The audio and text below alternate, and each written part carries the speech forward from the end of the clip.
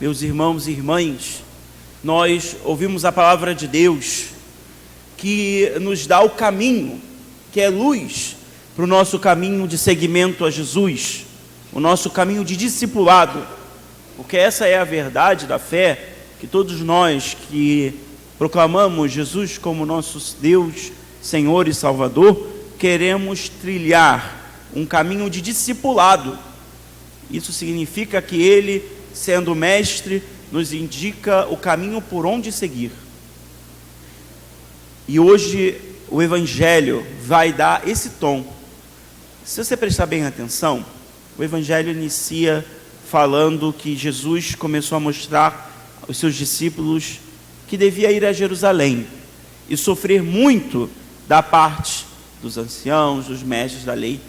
E o Evangelho pode ser dividido em duas partes. Esse primeiro diálogo com Pedro e depois a catequese sobre ser discípulo de Jesus, sobre condições fundamentais para segui-lo, que serve para todos, desde o Santo Padre, o Papa, até aquele que está sendo batizado hoje, que é uma condição fundamental para entrar na escola do discipulado de Jesus, que é toda a vida cristã.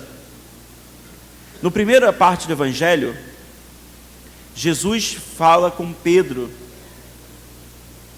e aqui é necessário fazer uma retrospectiva do domingo passado, sobre o texto do Evangelho do último domingo, quando, vocês lembram bem, Jesus pergunta, a pergunta mais fundamental do cristianismo, de todos os tempos: e vós, quem dizeis que eu sou? Por que essa pergunta é tão fundamental? Porque ela primeiro fala de conhecimento. O que os discípulos conhecem de Jesus? Segundo, o que os discípulos estão falando de Jesus para os outros? Portanto, é a pergunta mais fundamental também para nós. Ele primeiro pergunta, os outros dizem ser o Filho do Homem, mas essa pergunta vai em cheio. E vós, quem dizeis que eu sou? Então Pedro, que recebe, o próprio Jesus diz que ele fala não porque um homem o revelou, mas porque o Pai do céu o revelou, com uma grande iluminação proclama a fé de todos, dizendo: tu és o Cristo, o Filho do Deus vivo, tu és o Messias. Poderíamos dizer aí, o esperado, aquele que realiza as promessas. E então, aquela frase tão fundamental, especialmente para nós católicos, porque lembra que a unidade da igreja está fortalecida, firme, ao entorno da figura do Santo Padre, o Papa, de Pedro e seus legítimos sucessores: tu és Pedro, e sobre esta pedra edificarei a minha igreja.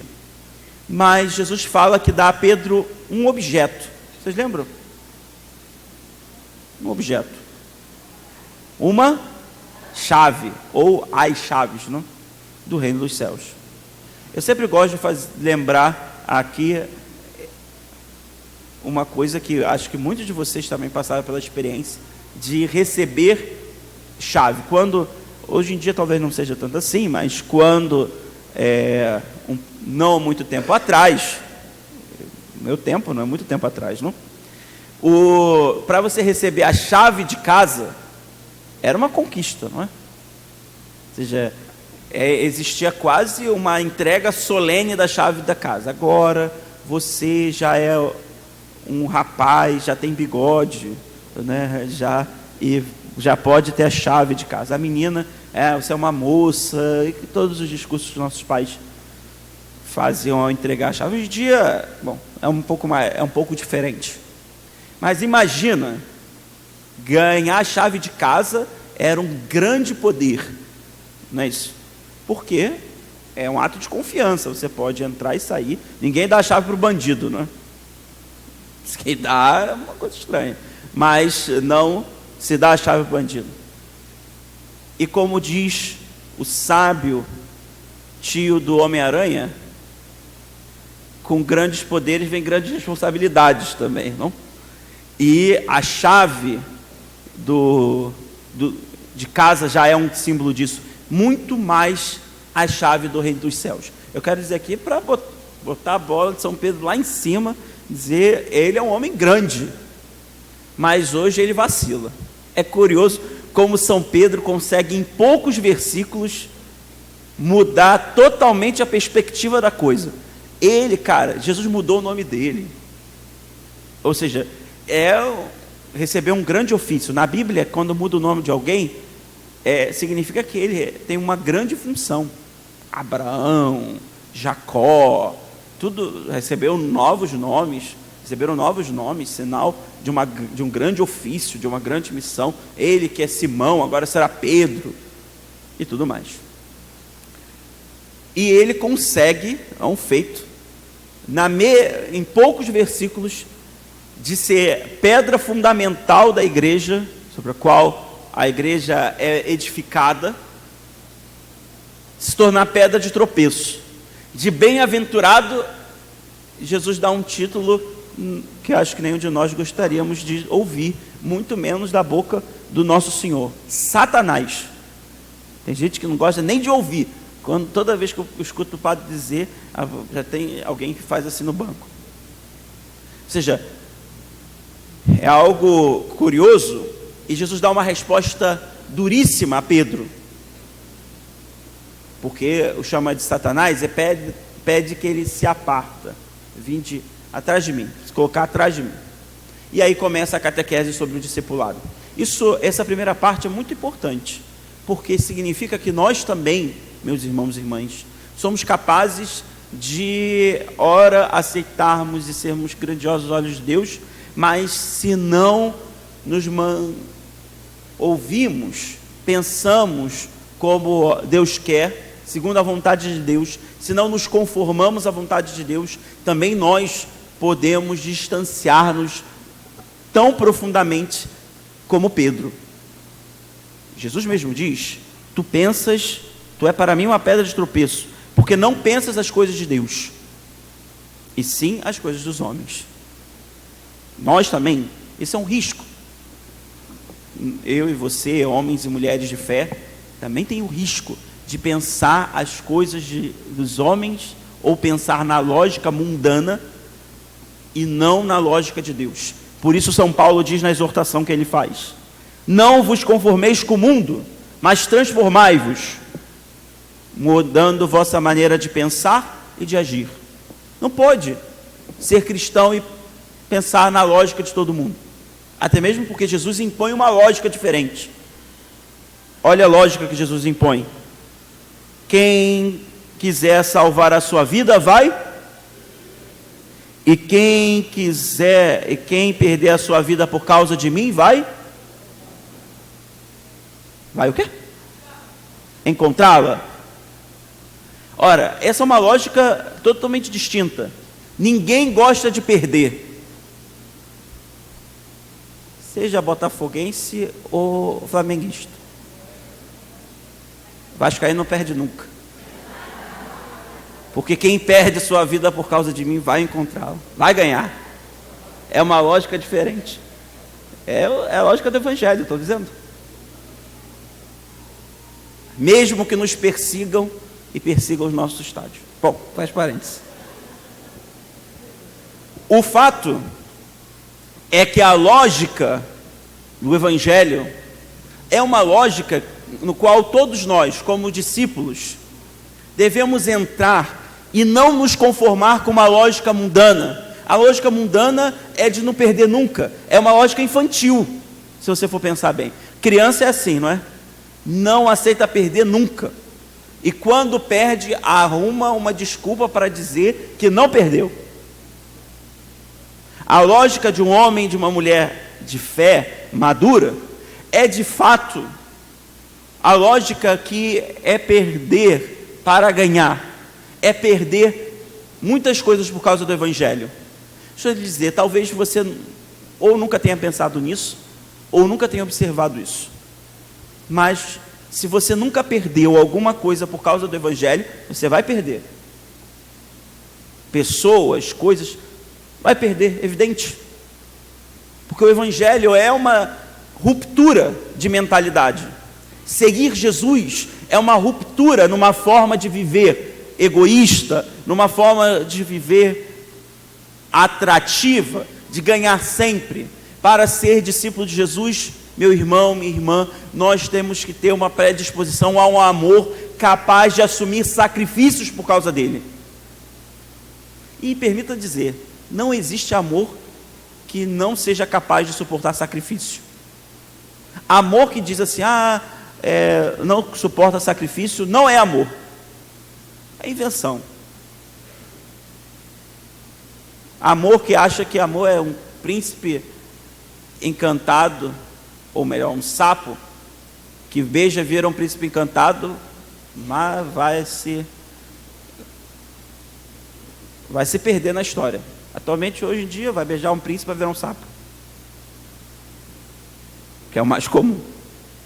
O fato é que seguir o Evangelho é compreender que o amor comporta sacrifício, e a imagem de seguir Jesus e amá-lo é exemplificada na cruz. Jesus conseguiu transformar aquilo que era um instrumento de maldição, um instrumento terrível para o seu povo, para nós ele transformou no símbolo maior de amor, porque o amor é capaz de assumir sacrifícios, é capaz de assumir a cruz. Jesus, quando morre na cruz, ele não morre na cruz fruto de um complô contra ele.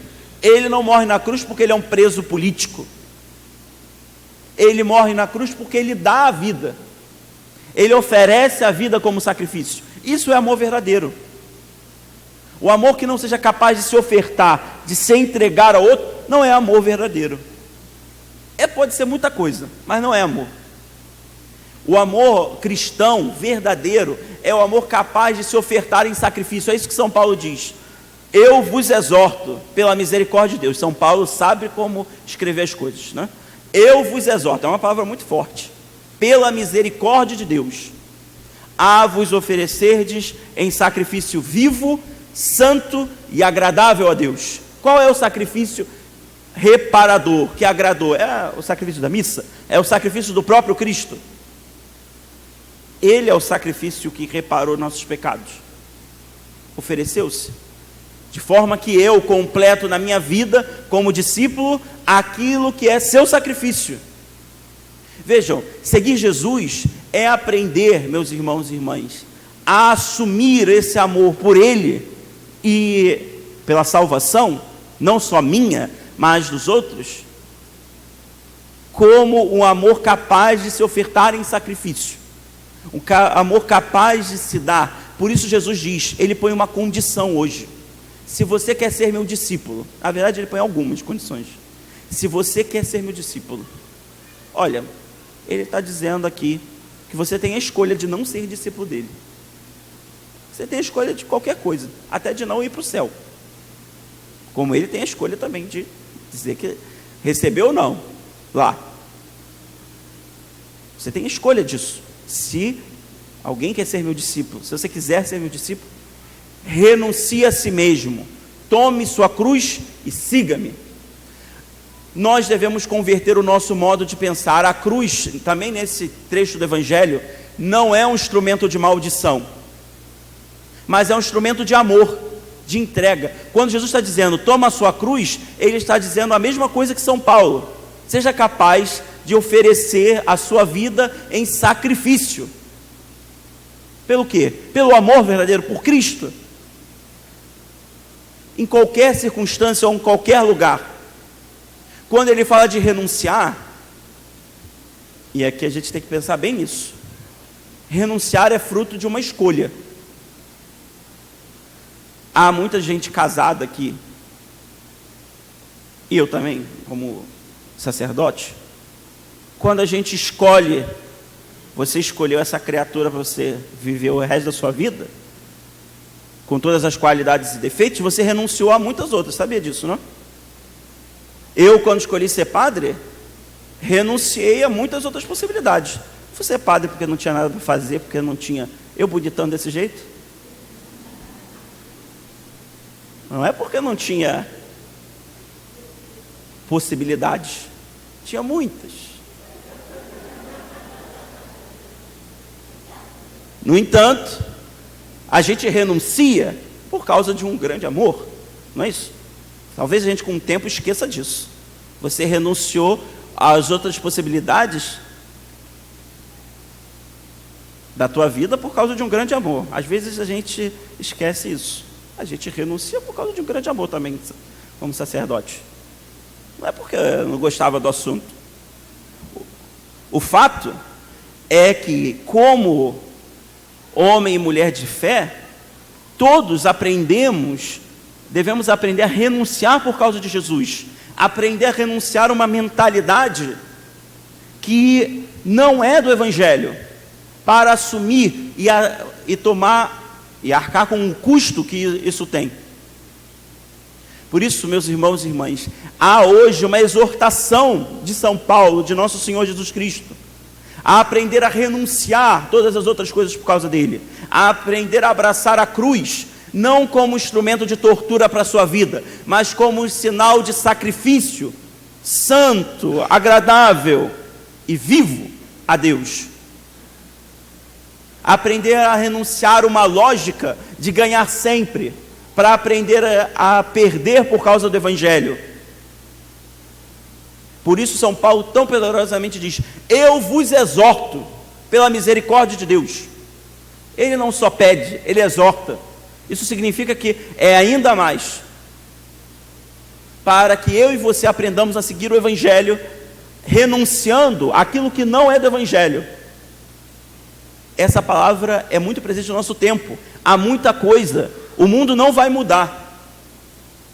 Quem muda somos nós.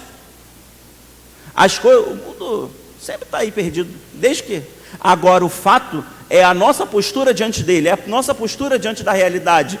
Sempre há gente querendo ganhar vantagem. E sempre vai haver. Só que o cristão vive diferente. Porque a sua única vantagem é nosso Senhor Jesus Cristo. Deve ser, se não é, deve ser. Hoje, a partir fora dessa Eucaristia, é isso que você deve ter. A sua vantagem é Jesus. E isso, às vezes, requer muito sacrifício. Por quê? Sacrifício é sinal de amor. Quando eu amo, eu me sacrifico pelo outro. E por isso São João da Cruz diz: o amor não cansa, mas se cansa, descansa. É bem poético. De maneira que nós também devemos aprender isso. E como que encontrar esse amor? É a expressão que o profeta Jeremias usa hoje na primeira leitura. Mas que texto bonito. Olha, Jeremias é, de todos os profetas, o mais reclamão. Você conhece alguma pessoa reclamona? Olhe para a sua própria vida, tá certo? Uma pessoa que... O profeta Jeremias é tão reclamão que existe um texto na Bíblia, um livro, que se atribui a ele, chamado Lamentações. Ou seja, ele é uma pessoa maravilhosa de se conviver, não é? Ele sempre tem uma respostinha.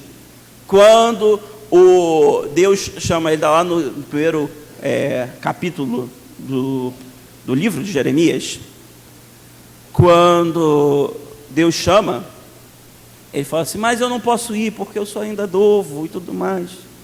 E aí começa várias desculpas. É um murmurador nato. Você conhece alguém? Mas ele começa o texto hoje de uma forma tão bonita: seduziste-me, Senhor, e eu me deixei seduzir. Fostes mais forte, tivestes mais poder. Como é bonito isso. Saber que a gente segue o Senhor porque foi ali seduzido. Não sei se você já foi seduzido ou já viu uma pessoa seduzida. Quando as pessoas tem uma conotação sexual, né? Não preciso dizer o que é. Mas não, a gente pode pensar para além disso. Uma pessoa seduzida é uma pessoa que só consegue ter olhos para aquela realidade. É impressionante. Ou para aquela pessoa. E se a gente usa essa imagem, o profeta dizendo: seduziste-me, Senhor, foste mais forte. Eu tentei vencer, mas agora só consigo. Mas mesmo assim, ele reclama. Presta atenção. Tornei-me alvo de risão o dia inteiro. Todos zombam de mim. Todas as vezes, ele começou tão bonito o texto, né? Depois vai, perdão. Todas as vezes que falo, levanto a voz, clamando contra a maldade, invocando calamidades, a palavra do Senhor tornou-se para mim fonte de vergonha e de chacota o dia inteiro. Disse comigo, não quero mais lembrar-me disso, nem falar mais em nome dele. Ora, ele começou tão bem, e aí começou a reclamar. Isso parece um pouco da vida de cristãos de Marte, não é? Nenhum aqui na nossa igreja. Ou seja, começou tão bem, tão eufórico, cheio de amor, depois começou a murmurar. Mas aí depois ele recuperou, vamos salvar também o profeta, não é? Dizendo, senti-me então dentro de mim um fogo ardente, a penetrar-me o corpo todo, desfaleci sem forças para suportar. Ora, o que ele está dizendo? Que as adversidades, as dificuldades da vida, não vão deixar de existir porque nós somos servos de Deus. Porque nós queremos servir. Não vai deixar de existir. O desânimo, a reclamação não vai deixar de existir. Mas nós devemos aprender a fazer memória daquilo que, ou daquele que nos seduziu tão profundamente, e nunca perder de vista. Existe uma imagem, está em Roma, quando vocês forem a Roma, me levem que eu mostro para vocês. Em Santa Maria della Vittoria, é uma igreja perto da Piazza del Popolo, aonde tem uma escultura de Bernini. Vocês já devem ter ouvido falar de Bernini, é um grande escultor famoso, tem muitas obras inclusive no Vaticano. Que existe de uma passagem de Santa Teresa de Jesus, chamada de êxtase de Santa Teresa. Você já deve ter visto. Se não viu, depois você vai dar um Google, não agora, certo? Depois da missa, não na hora do ofertório. Você vai olhar e vai ver. É uma das estátuas mais famosas de Bernini, que mostra o êxtase, que mostra, e sempre é muito relacionada com esse texto, de um fato que tecnicamente os carmelitas chamam de transverberação ou transverberação, quando no êxtase de Santa Teresa, isso está narrado nos seus textos, ela teve uma experiência tão mística, uma experiência de algo tão inenarrável, quase, porque ela narrou, né? Então, se fosse inenarrável, ela não teria escrito, não?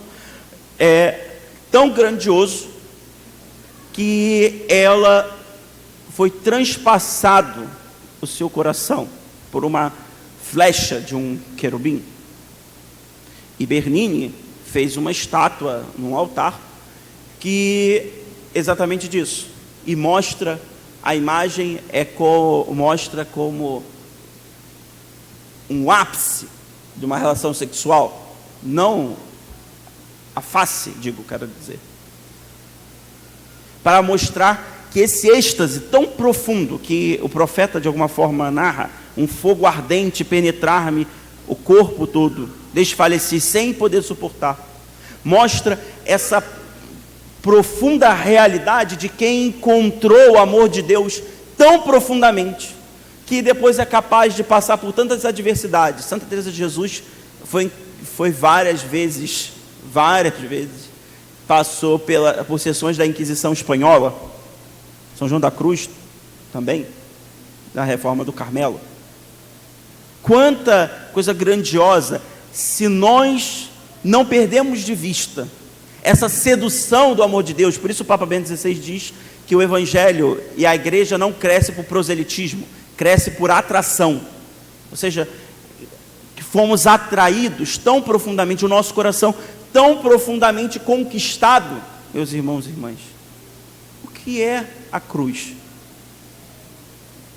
Senão um símbolo de amor. O Papa Francisco diz que é o último argumento de Deus. Depois da cruz não há mais argumento para dizer qualquer outra coisa. E se nós somos tão conquistados pelo amor de Deus, tão profundamente, nós temos absoluta certeza que mesmo que passarmos por caminhos tenebrosos, Jesus passou por eles primeiro. Na certeza de que você que vem depois de mim, eu passei na frente. E por isso você não é sozinho passando pelos caminhos da dificuldade. Nosso Senhor passou primeiro e abre esses caminhos. Isso é ser discípulo de Jesus. Não é carregar o título de dizer que eu sou. Isso também é importante. Mas a vivência concreta do amor que nos conquistou, nos arrasta. Um amor que é mais forte que a morte, como diz o livro do Cântico dos Cânticos. O amor que faz nos compreender que para seguir Jesus vale a pena renunciar a tudo, até nós mesmos. Vale a pena tomar a cruz, porque nada disso é tortura. Para nós, tudo isso é sinal de salvação, porque Jesus passou por isso primeiro, e vale a pena por causa dele. Se isso não é a razão da fé, eu já não sei mais o que é. E absolutamente é. E eu tenho certeza que vocês acreditam nisso.